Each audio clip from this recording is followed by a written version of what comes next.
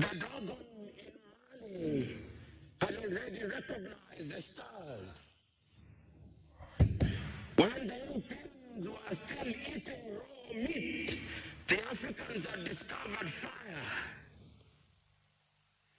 The Africans were the pioneers. And even if you look at all religions and their creation, and I'm a keen reader of the Bible, and the Bible records, and the God said, let us create man in our own image. And that he took soil and formed man out of it. The last time I checked, soil was brown or black, not white.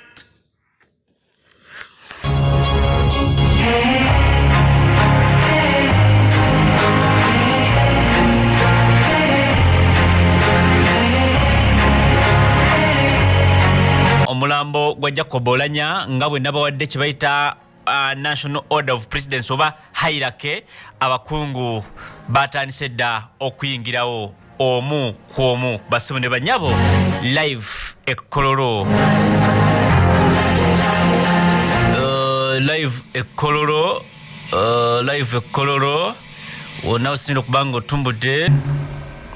Of course nabagambye engeri gye bagenda okuyingirawo kusinziira ku bubedde bwo, kusinziira ku kusitowa kwo n'ennamba gy'olimu mu ggwanga lye bayita Uganda.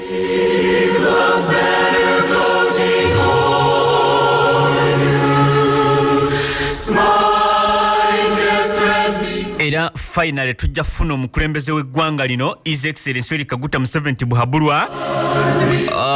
Ye bw'anaamala okuyingirawo kitegeeza abalala bonna bamonas abalala bonna abakungubazi abalala bonna bajja kuba bamaze okuyingirawo. Era nenkugamba nti kabwejjumbira bw'amala okutuula mu ntebe ye ate gwe vice president ojja ng'owaganya ti ate bannange twaniri in fact bw'obozze mpozi ng'ona okkiriza okutuula eri n'obutakwanjula nti vice president atuuse nedda. Because vice president go ina ate okureceiving president w'eggwanga.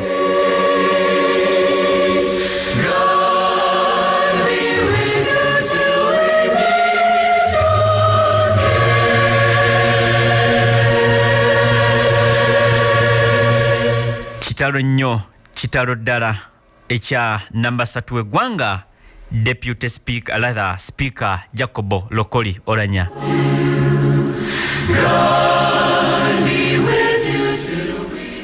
Wakati nga tuteekateeka oba nga ateekebwateekebwa okuziikibwa olunaku olwokutaano ennaku z'omwezi nga 8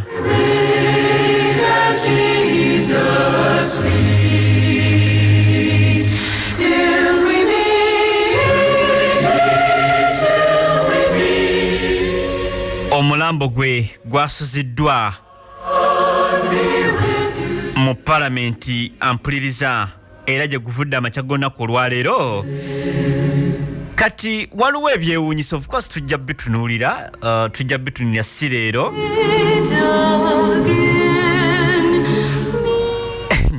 Abali mu nteekateeka z'okuziika n'abaayisa budget ate beerumiriza ensonga ez'enjawulo. Ekisooka, akakiiko akaateebwawo akakulira minisita Babalanda mbu kaagamba nti buli kanaku bajja kuliisanga abantu 700 maka g'omugenzi, of course n'ewaka na biki byonna ebyokulya. Abamu ku babaka ba palamenti bagamba ne kacaayi olumu twesonda keesonde nti ebbanga Oulanyah lyamaze makaage nga n'akacaayi bayisa kibbo ne bagamba nti waitu sukaali tamala, sukaali nga tanoze, akuugi nga tekalimu sukaali. Mbubbo mu nteekateeka zaabwe baali baagala kuliisa abantu 700 era bagamba tuliisa abantu 700 padde buli kanaku.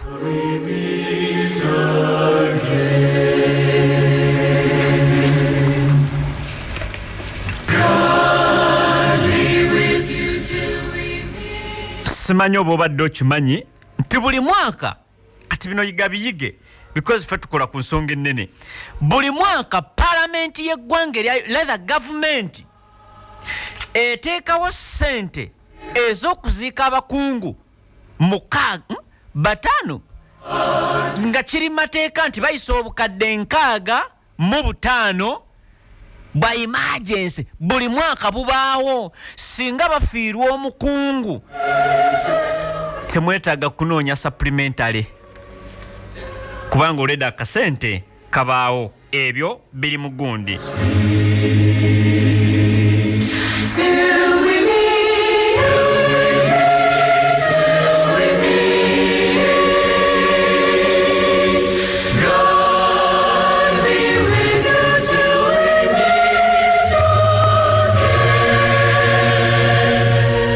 God be with you.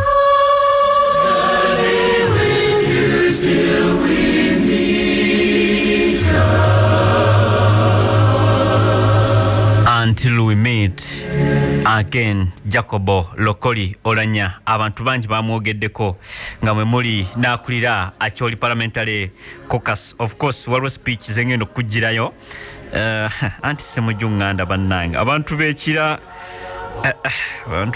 bannange oba mwalonda kiki mu parliament omusajja taggwayo kankuwe speech ye yayogedde mu parliament yino. The very first person to be flown for treatment in Germany was President's daughter, Natasha. Siwe njagala. The Honorable Oulanyah was shot at when he was a student guild speaker. The Honorable Oulanyah was shot at. Nti Jacob Oulanyah yakubwa amasasi nga speaker w'obukulembeze bw'e Makerere. When he was a student guild speaker in Mackay 1991 by this government. Bino byakakasibwa Minister avunaanyizibwa ku byobulamu era nga y'omu ku ttiimu ya travelinga. That actually that is the origin of his problem. Era Ssemujju agamba Minister naye akakasa nti okufa kwe awo we kuva awo the origin entandikwa y'okufa kwe oba y'obulwadde. Madam Speaker, there are things that have annoyed me that I want to say before I say something about the Honorable Oulanyah. Nti Madam Speaker Amongo waliwo ebintu ebinyiiziza byenjagala okwogerako nga sinaba kwogera ku mugenzi Oulanyah. First, the mishandling of his death. Ekisookera ddala enkwata embi ey'okudibaga kwe mudibazeemu okufa kwe. Of course, I can't accuse this government of competence. Era sinza kuwayiriza ggwanga lino nti latha abakulembeze oba gavumenti eno nti erina obusobozi. We cannot accuse this government of competence. To explain to the public what it means. Nti olaba gavumenti eremeddwa n'okunnyonnyola public eggwanga kiki ekitegeeza ku kye bayita state funeral oba nti amazika nga oli gavumenti yegenda okukuziika nti omuntu gwe tugenda okuwa state funeral gavumenti eremeddwa okutegeeza bannayuganda kiki ekitegeeza. A state funeral is extremely expensive. Okuziika kwa gavumenti kuli extremely kugamba kwa beeyi muuko tokusaagisa. But every day you are pleading, no, this is not the budget, now this is the budget. Naye buli kanaku mugamba ate twagala obumbi bubiri ate kakati tubusaze ate tugyemu kino kakati ate tuleeseyo zino ate banekale mutuwe zino nga mugamba olinga bugambo linzi. I'll give you an example. On Friday will be public holiday. Uliriza ngenda bawe ekyokulabirako ku lunaku olwokutaano lugenda kubeera lunaku lwa kuwummula. If you look at the money we collect, even as URA, senga olaba ssente ze tukuŋŋaanya ne weebera URA ekitongole kiwoza ky'omusolo, it means we will lose more than 60 billion shillings. Kitegeeza ku public holiday olunaku lumu tugenda fiirwa obukadde obuwera n'enkaaga. Friday. Rather obuwumbi obuwera over 60 billions obuwumbi obuwera enkaaga tugenda bufiirwa because egenda kubeera public holiday. But because of the incompetence, naye olw'okubanga gavumenti eriko terina kyesobola, focus the whole country of discussing 1.8 muddidde eggwanga ne muliteeka okudiscussing oba okuteesa ku just 2 something oba 1.8 billion ze mugenda osansanya ku Oulanyah, scandalizing the Honorable Oulanyah. ne mufuula Oulanyah scandal. They also want to caution, especially colleagues on this side. Era njagala okutegeeza naddala mikwano gyange abali ku side eno. There are benefits in joining NRM. Mulimu by'ofuna bwewegatta ku NRM. You can become a speaker. Osobola okubeera speaker nga Anita Amongo yava mu FDC ne yegatta ku gavumenti kati speaker. You can become a prime minister. Osobola okufuuka ssaabaminisita w'eggwanga. But you must be ready. Naye olina okuba ng'oli mweteefuteefu. To be judged by the crimes you have not committed. Okubeera judged, okukujajinga n'ebyo ebikolobero ebya gavumenti gwe byotazza gwe nga tolina ky'obimanyiiko. People who are demonstrating about the breakdown of health infrastructure in Uganda. Abantu abali beekalakaasa ku lw'ebyobulamu ebitali birungi. Twalabye eddwaliro lya Soroti. Soroti Regional Hospital balina scan emu, mokyale yaabwe egendamu abafu babiri, kyokaawo gwali abasawo abakugu. Si byangu byakwogerako kati tuli mu kkungubaga. We are not demonstrating against the Honorable Jacob Oulanyah. Nti abantu abali beekalakaasa ku lw'embeera y'ebyobulamu baali tebeekalakaasa lwa Jacob Oulanyah. And I don't know why the president chose to keep silent this time. Ate era neewuunya President Museveni bw'abula we yasalawo okusirika ku nsonga eno. Because one of the monumental stories when I was a journalist at Daily Monitor. Because bwe nali nkyakola mu Daily Monitor, emu ku stories ez'ebijjukizo ze nzijukira ze nakola. The very first person to be flown for treatment in Germany was President's daughter, Natasha. Omuntu eyasooka okutwalibwa mu nnyonyi okugenda e Germany okufuna obujjanjabi yali muwala wa President Natasha.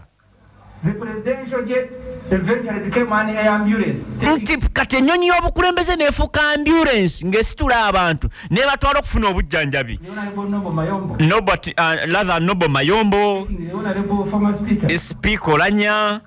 But the president, when they were harassing a date, Oulanyah kept quiet. Naye president bwe babadde bagezaako okutyoboola omugenzi Jacob Oulanyah, president yasazeewo okusirika. I don't know why, but when we wrote about the daughter the following day, naye bwe twawandika ku muwala we Natasha olunaku olwaddirira, all the papers explaining why it is important. President yagenda mu mpapula zonna n'annyonnyola lwaki kya mugaso nnyo okusitula abantu batwala okufuna obujjanjabi ebweru. This government, you need to learn. Gavumenti mmwe mulina okutegeera, mulina okubaako bye muyiga. Bino mbyogedde. Omu ku boogezi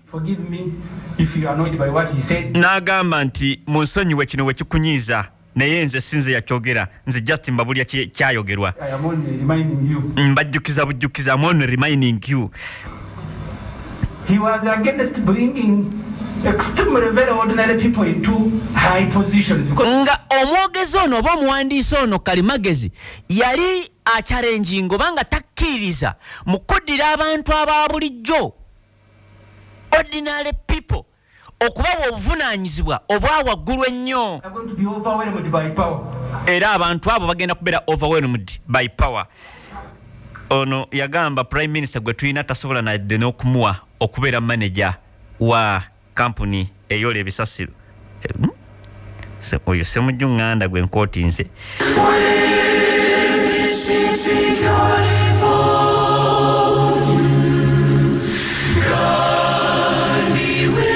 Ampuliriza eyo speech yabadde ya Honorable Semujju Nganda, mbaka wa Kira municipality. Kitalo nnyo, kitalo ddala, enteekateeka ez'okuwerekera latha okumulabako kumukubako erisi evvannyuma olunaku olwaleero. Bassebo ne bannyabo ziri mu giya nnene era twogera bino ekkololo buli kimu kiwadde okuteekateeka.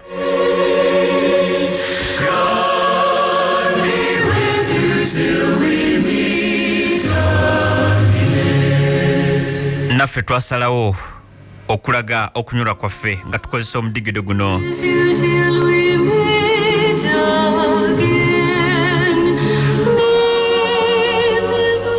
Olunaku lw'eggulo palamenti teyakkirizibwa, ngamba bakaba palamenti eyabakiikiridde okulaba at least n'amaaso ge ku mulambo gwa Jacob Oulanyah because kiri precedented. Tugamba mbadde sikirabangako, naye ababaka babaganye okutunula physically obakala okulaba ku mulambo gwa Jacob Oulanyah.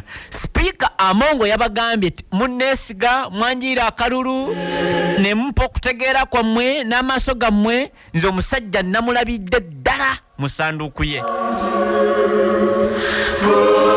era temutoma nabakiikiridde okutunula ku Oulanyah.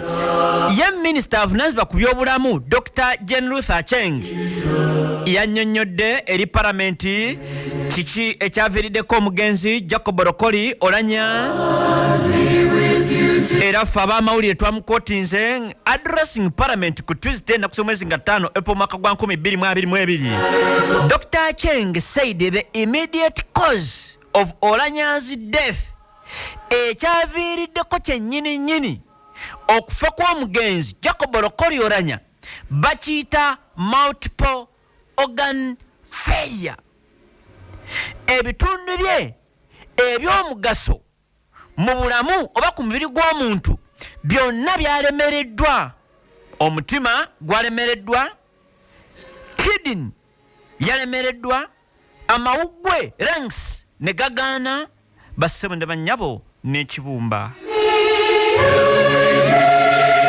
kye bayita multiple organ failure, nga buli kintu kiremereddwa ekyo because ebintu bino byebibeezaawo omuntu: kidney, amawuggwe, ekibumba, omutima, era bibeera sensitive nnyo. Ne woolwalako bulwazi kimu oyinza obutasimatuka. Tugeze ng'omutima gwe gulwadde, oba ng'ekibumba, oba mawuggwe, oba nsigo, bassebo ne bannyabo ebyo bikulu nnyo. Kino kye kyazuulwa bwe yatwalibwa Seattle, United States of America, mu one of the best hospitals ku lukalu lw'ensi yonna.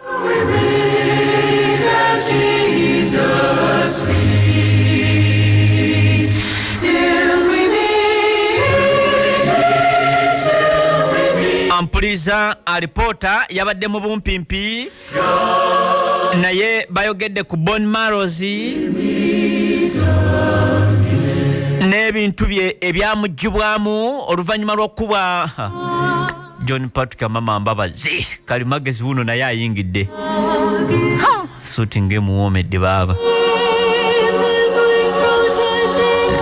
John Patrick Mama Mbabazi ayingidde, kitegeeza mu order ajjidde mu ba former national leaders. Katuwuliriza Jacob Oulanyah we waaliyo okwekalakaasa nga ye good speaker ku mulembe gw'aba Nobert Mao. Jjukira Nobert Mao mu ebiseera ebyo because nakuwa gundi nga ababaddeko ba good president be Makerere, kwolwo yavuganya n'omugenzi Nobert Mayombo n'awangula, bw'atyo n'alonda omugenzi kaakano Olokoli okubeera omwogezi w'olukiiko olukulembera abayizi ku ssettendekero Makerere. Ogwo mwaka gwa 1991 bassebo ne bannyabo. Wakati nga abayizi beekalakaasa, poliisi yakuba amasasi accidentally ne likwata Jacob Olokoli Oulanyah. Yaggyibwamu ebimu ku bitundu by'omubiri era mbu ebbanga okuva olwo systems ez'omubiri ne zinafuwa nga tezisasobola kuproducinga nolonga produce zibaita platelets, red blood cells ne white blood cells ezisobola okutambuza obulungi omusaayi ne systems z'omubiri zonna. Era Minister Jane Ruth Acheng omusawo omutendeke because musawo ddala ono Dr. Jane Ruth Acheng musawo ddala ye Minister avunaanyizibwa ku byobulamu wano mu ggwanga lya Uganda. Era agamba nti omugenzi Jacob Oulanyah mwaka gwali gwa 2019 obulamu bwe tebwali bulungi. He discovered yayina oba tukite kizimba ku bulago. Bw'agenda n'alongoosebwa ekizimba ekyo ekyali ku bulago because ekyo bakikolerako munnamuggwanga erya Germany gye yali agenze okufuna obujjanjabi, medical attention in Germany. ekizimbe ekyo ne bakikolako wano mu Bulago wabula tekyamuleka kye kimu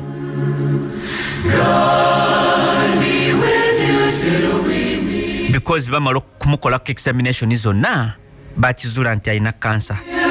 He started on treatment which he finished wane waffe mu Uganda Cancer Institute owali ekyuma kimu kyokka mu nsi yonna ate nga kyafaako kya breaking down ne tubeera nga tetulina kyuma kya cancer eggwanga eddamba gavumenti netulimbalimba simanyi omuntu wanaabanga twetaaga ekyuma kya cancer tujja muyambako agenda agakkaane simanyi wa Kenya biki naye nga obala ssente ezikozesebwa bannaffe abatukulembera kubanga yali parliament yali parliament ya honorable Dr. Runulmeji yakoma okubeera mwalyoka akomewo mweno yakola alipota ngeraga nti outreach ya president buli yafulumanga ngekozesa obumbi bubiri president just okukyalako bugundi awo biki obumbi bubiri in fact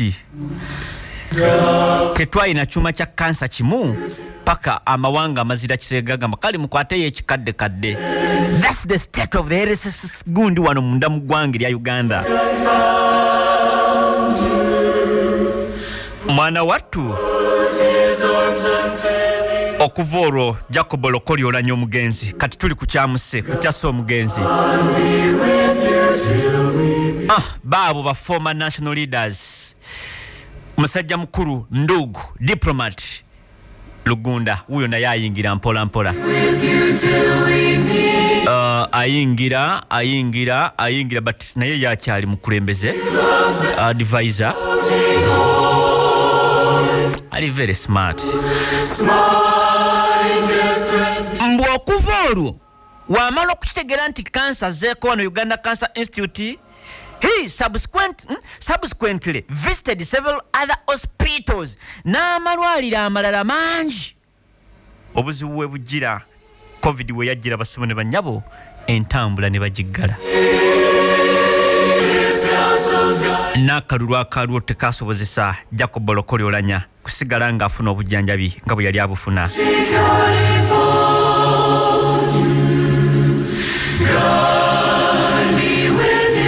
Basebe ennaku z'omwezi nga 23 January Jacob Lokoli Oulanyah omugenzi was admitted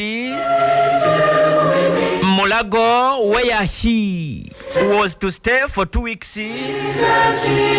and during that time we were preparing him to travel and also getting in touch n'amalwaliro amalala ag'omutawaana agasobola providing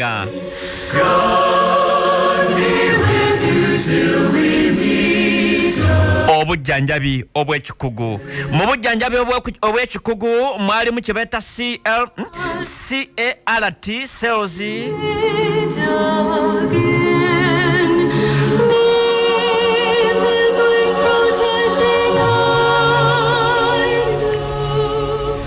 mulimu kye bayita chemotherapy kubanga he had kye bayita multiple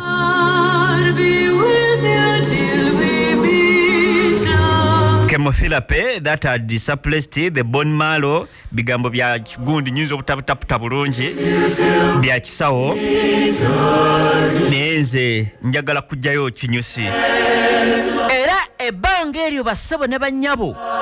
One of the reasons banyonyola because Tinkasimire yali ku mpewo ya success and he alluded nti yali aganye okuva ewakawe ne bamukakambu he was abducted, he was kidnapped.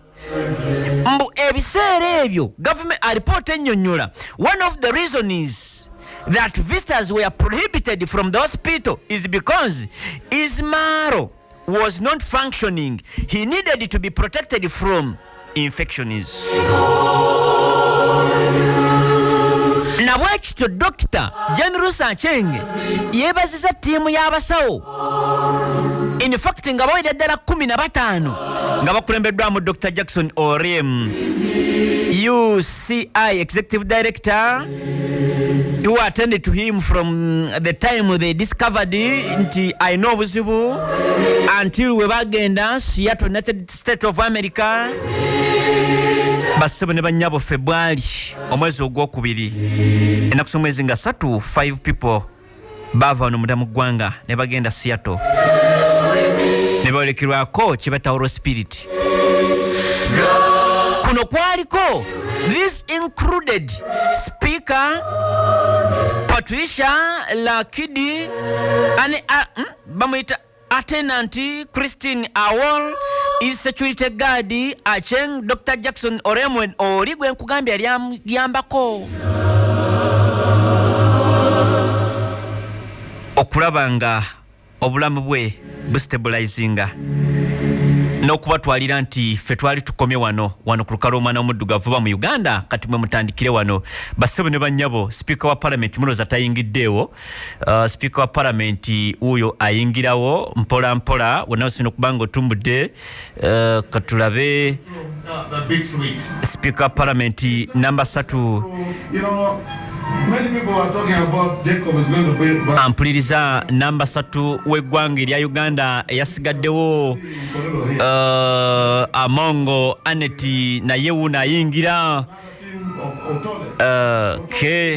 It's a war dance, especially performed when you're going for war. Katugire wano mpola mpola mpola mpola. Who will fight it?